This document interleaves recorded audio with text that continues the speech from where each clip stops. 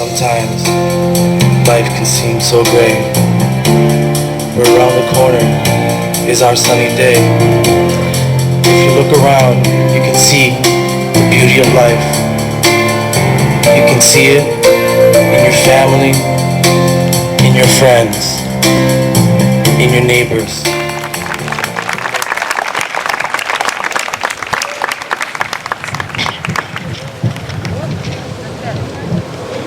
Hello everyone. I want to welcome you all, students, faculty, and staff, to the HCC's memorial for September 11th. Our theme for this memorial is Nurture and Heal, Respect and Honor.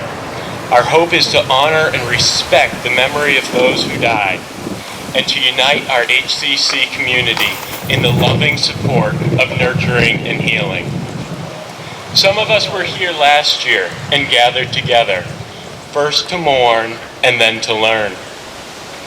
Others in our community are new to the campus. Ordinarily, this first activity period would be a time of fun and celebration, a time for all of us to connect with old friends and make new ones.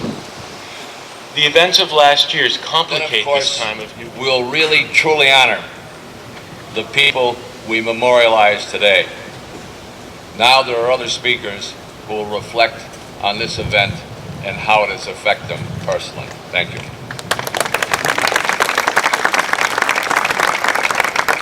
Thank you very much, Dr. Bartley. For some of us, 9/11 changed our sense of... It was my first semester at HCC. I was in speech class, and then I took the bus home as I did. I just left right after class. And that reflects on who I was in this community. I was uninvolved, uninvested, uneducated. I felt powerless and apathetic. And what I've learned in the last year is the importance of building community, the importance of looking, listening, learning, and of action. It's funny how you can have the same lesson approach you over and over and over again until you finally get it. A few years ago, when I was working with people who were homeless, one of the most important things they asked is that you look them in the face, regardless of whether or not you could give them anything or felt you had anything to offer. The act of looking was an act of honor and respect and not making them invisible. I think about this in a global perspective because I can't save the world, but I can look at the problems and educate myself on them. In the past year, I've learned to listen to other stories, regardless of where people are living, how much money they have, what kind of ethnic background they have. People put their lives on the line for other people because we're all connected. We're all humanity. We all feel. We all feel pain, love, loss, and most importantly, hope. Americans are famously oblivious to the rest of the world. We know remarkably little about the rest of the world. Many of us live our whole lives in this country or visiting other countries very much like our own. A year ago today, the world outside of ours came to us in fire and death, and it was shocking and it was confusing. For most of us, it's still shocking and it is still confusing. A decade or two ago, some people started pointing out the fact that because of world economics and world politics, because of communication systems, now instantaneous, the world was gradually becoming a single global village. I'm not too sure that we actually are a global village, but I do know that anthropology teaches us that we are a single world family. All human beings everywhere in the world are virtually indistinguishable from each other biologically. We have the same genetics, we have the same physiology, we have the same biological needs. The differences between us are almost entirely cultural. The differences between us and other people around the world are primarily in our behavior and our beliefs. And actually those differences are a lot less than we might originally think. We may be a single global family, we may be a single human family, but in many ways we're a dysfunctional family. I wrote this morning at 1:30. On September 11th, I was in a rehab. I had hit bottom, my life was slipping away from me. I had no desire to become someone of importance and had misery as company. Sure, I dreamed of going to school and becoming someone positive and useful to society, but that's all it was, is a dream. Things changed on September 11th when I was sitting in a chair in the rehab, in the shower rooms, getting my hair cut by another patient. Another patient yells, "Two planes just crashed into the World Trade Center." I thought he had been joking. I walked out of the shower rooms to an empty, silent hallway. I knew then there was something not right, because there was always something going on in the hallways. As I made my way to the day rooms, which where the TVs were located, I noticed all the patients, including the staff, were all expressionless, staring at the TV. At this point, I turned to look at the TV to witness the first tower go down and remember thinking, why? What is happening? I felt my chest get tight and a cold, hair-rising feeling all over my body. I started to think clearly that day. And today, I am a full-time student at HTC. It is sad to think that a tragedy like this is what it took to get me here. But the way I look at it is everyone's life was affected. Mine just came with an education.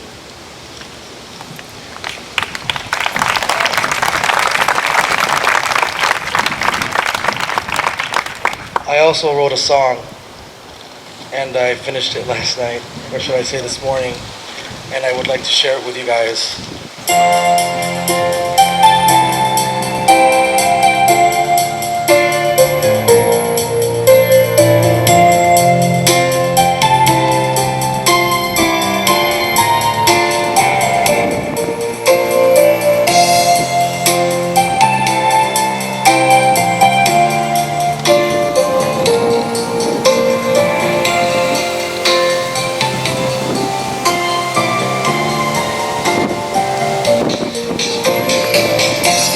So high above, but I can see the world below. I've seen the tears fall from your eyes. Just want you to know that this could only make us strong. Never give up, stand side by side. Come a long way to turn away. Together we can make it right. Stand side by side, your head up high.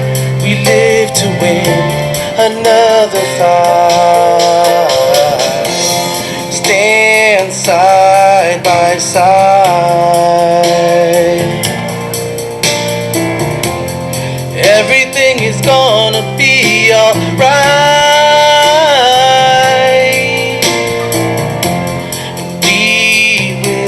Survive.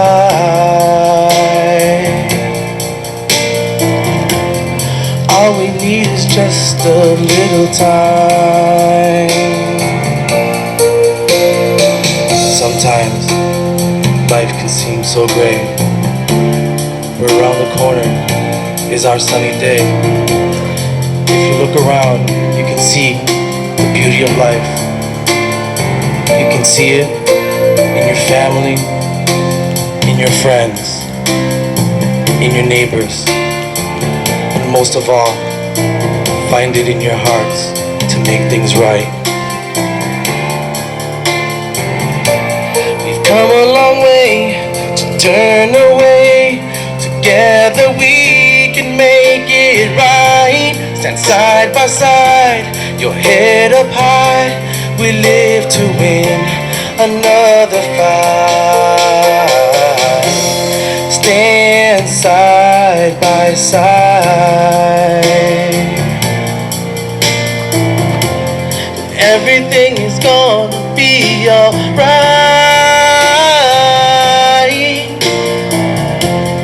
We will survive.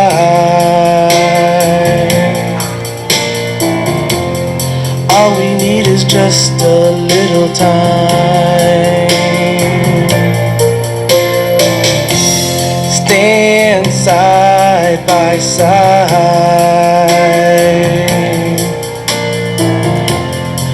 Everything is gone. alright.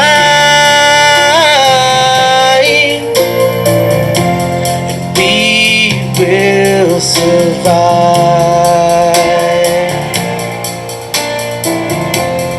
All we need is a little time. Sing it with me. Stand side by side.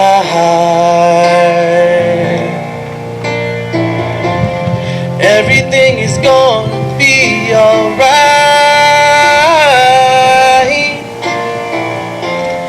We will survive.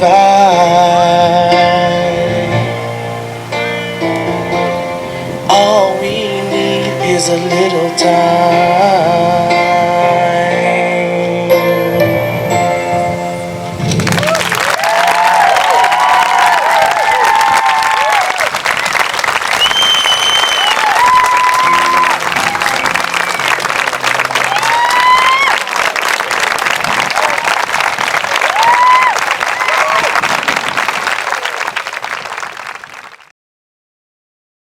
That we just heard.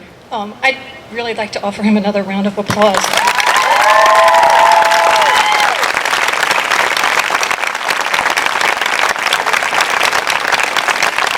September 11th, one way or another. We did not have to experience a personal loss to have felt a sense of loss. Even if we did not lose a loved one, many of us lost our sense of security, our sense of safety. We went to bed with a new fear. We feared for our future. We feared for the future of our children. We were told to expect more attacks, but we didn't know when, we didn't know where. But the politicians told us to go on and live our lives as we normally had, as if that were actually possible. But as we grieved and mourned, we simultaneously witnessed strangers coming together to help strangers. Out of this tragedy came continuous and ongoing acts of generosity and kindness. Lines to donate blood were blocks long. Money poured in from all over the world for charities set up to help the victims and their families. In Laverne, California, strangers smiled and greeted Muslim students as they returned to school a week after the terrorist attacks. Out on international waters, a naval ship requested permission to come alongside a U.S. naval ship. And as the boat came alongside, the German sailors saluted their comrades in the United States Navy, and they unfurled a banner that said, "We stand by you." Despite our losses, I think many of us gained something from last September 11th. We recognize that life is fragile, and it is not to be taken for granted. Our priorities for many of us have changed. Family and friends have taken the highest priority, and the acquisition for more and more material goods are seemingly less important. We all have our stories to share about September 11th, where we were, who we talked to, what we experienced, and I'm here to share you briefly my story. My brother-in-law was working in New York City that morning. He was on one of the subways that stopped below the World Trade Towers. He was stuck underground for over an hour, but he got out, and physically he was fine. Emotionally, he will never be the same. My brother was working in DC at the time. He was nowhere near the Pentagon, and by lunchtime we heard from him. He was fine. My cousin was working at the Pentagon, and even though we hadn't heard from him, by 2 o'clock, we knew he was fine. By 4 o'clock, we still hadn't heard from him, but I knew he was fine. He was a naval officer, and he was in there helping others. He was doing what he always did. After all, the Pentagon had experienced a devastating blow. So, of course, there was a lot of chaos, and he was there to help. 7 p.m., we hadn't heard from him. 8 p.m., 9 p.m., 10 p.m., we still hadn't heard. I thought, well, maybe he's a little hurt. Maybe he's in one of the area hospitals, but I was sure he was fine. 2 o'clock in the morning, my aunt and uncle got a phone call from the Navy saying that their son was not in any of the area hospitals. He was officially listed as missing. The morning of September 12th dawned for all of us here. My husband went off to work, my kids went off to school. I was on shaky grounds, as many of us were. Couldn't decide, should I stay home, should I go to work? What good would I be at work? I couldn't stay home alone. I needed to be here with all of you, to be a member of a community that I feel very much a part of. My peer educators and I, we set up a table right up above, And we put out information. We were here to help. We had information on post-traumatic stress disorder, stress, depression, nothing on terrorist attacks. We had never gone through this before. We had ribbons that we were giving out. We had candles. We had a book that people could write their reflections. Most importantly, we were there to talk with people. We talked to faculty, students, and staff. We cried. We tried to make sense of what had happened the day before. We hugged our friends. We hugged strangers. We were there to help. I was there to help. But you know what? The tables were turned for me that day. I was the one who was receiving, and I was the one who was being helped. And for that day, those weeks to follow, those months to follow, and a year later, I am eternally grateful to the members here of our HCC community.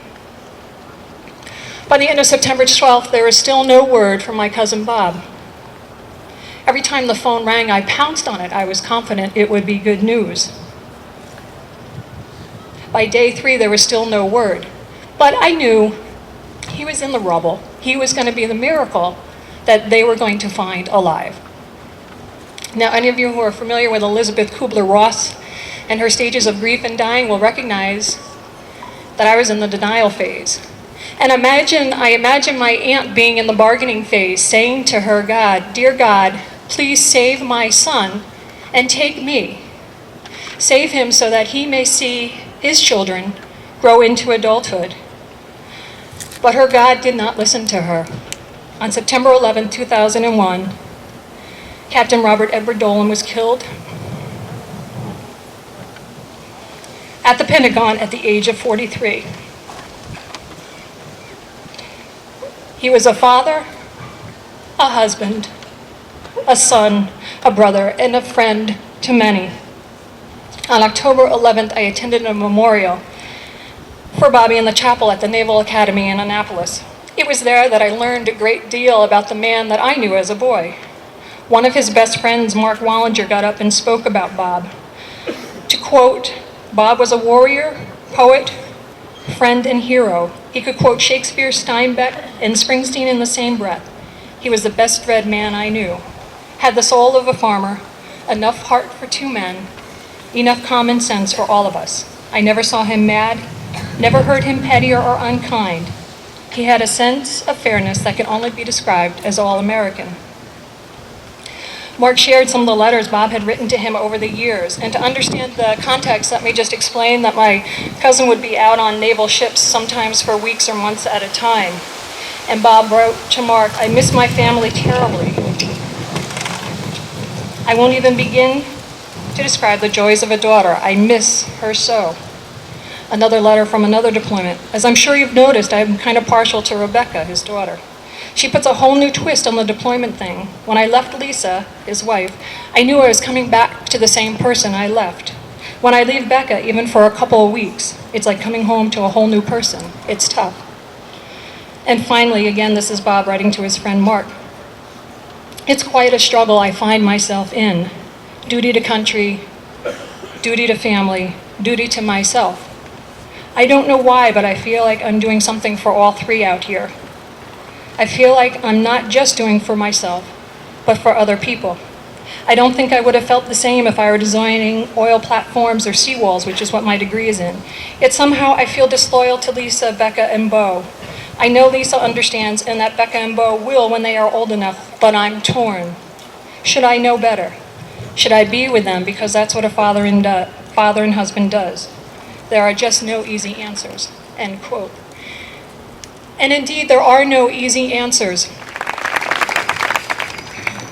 I'm feeling very sad today, so I'd like to apologize ahead of time if my voice cracks while I try to sing to you. And I'd also like to make one comment about these amazingly beautiful peace flags that are hanging to my left and to your right. Marissa, my friend, and I have been sitting out making peace flags. I have yellow paint all over my fingers from them. And I've met many of you and have been very privileged to see the art that you have made. And I also feel incredibly privileged to just be here in this moment with all of you. It brings me great comfort to see such a richness of diversity and so many caring faces. So I'm going to share a song with you, and I'll sing it once by myself, but after that I would really love it if you'd help me out because my nerves might crack. So here's how it goes, and please join me. Courage, friends, you do not walk alone. We will walk with you and sing your spirit home. Please join me. Courage, friends, you do not walk alone. Grab somebody. We will walk with you and sing your spirit home. Courage, sister. Courage, sister, you do not walk alone. We will walk with you and sing your spirit home. Courage, brother, and I can't hear you. Courage, brother, you do not walk alone. We will walk with you and sing your spirit home. One more, courage, world. Everybody sing. Courage, world, you do not walk alone. We will walk with you and sing your spirit home. And I would also like to extend our gratitude to our interpreters. Thank you both very much. And please note that the counseling staff is available all day for anyone wishing to talk to someone. And HCC will be participating in the 24-hour vigil at Holyoke United Congregational Church at 5 o'clock this evening. Thank you all so much for coming.